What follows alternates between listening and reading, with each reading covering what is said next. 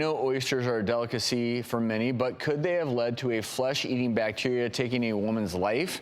So get this, a Texas woman was reportedly visiting family in Louisiana, went crabbing with friends on the coast, then picked up a sack of raw oysters. Soon after eating the oysters, the woman reportedly started having extreme respiratory distress, developed a rash and wounds on her leg. She died a few weeks later. And the headlines are stating that this woman died from contaminated oysters. The question is, are these headlines accurate? Let's pull this up. Okay. Whoa.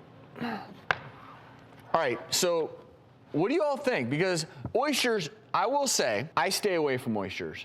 And it's for two reasons. One, because I do have a fear of eating them, but also I just don't like them. So it's easy for me. That makes it easy. Well, I've seen a lot of folks, though, like Drew here in particular. I don't know about you, Dr. Bodger, but Drew loves these. Do you like oysters? so I actually do like oysters, but I think the really challenging thing to this particular case, the Vibrio case, is Vibrio is a bacteria that's found in sort of brackish and seawater. And so this particular woman may have actually more had like a wound in her leg and have been out and been crabbing and trying to catch these oysters with her friends.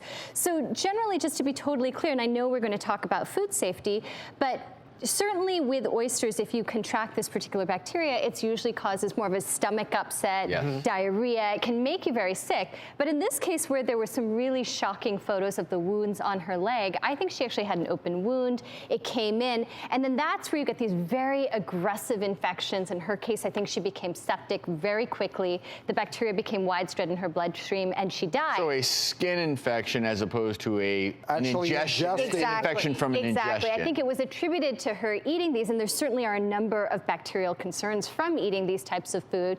But I think in this particular case, just to keep in mind, I think it was more of a wound infection. And likely there could have been some immunosuppression here. Yeah. We all know that anyone with a suppressed immune system, you know, you or I might get that infection and our body takes care of it. But this is just, it's a sad story. It's a reminder that you just need to be aware of your surroundings. If you have an open wound, I don't think it's always a great idea. You mentioned brackish waters, and it's not a great idea to hop into hot tubs, brackish water, what have you. Wear boots if you're clamming. So easy to cut your feet and have cuts.